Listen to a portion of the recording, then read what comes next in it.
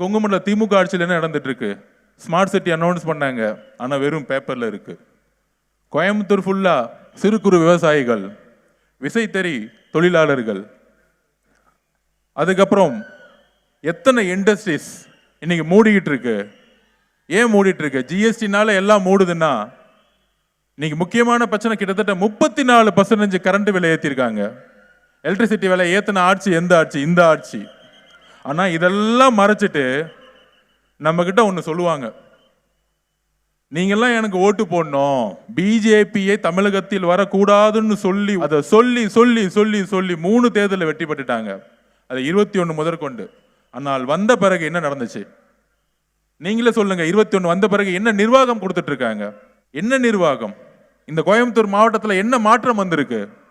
கரூர்ல இருந்து செந்தில் பாலாஜி இங்க அப்பாயின்மெண்ட் பண்ணி லோக்கல் பாடி எலெக்ஷன்ல பூத்துக்கு 5000 ரூபாய் கொடுத்து ஜெயிச்சது தான். இதெல்லாம் இனிமேட் நடக்காது.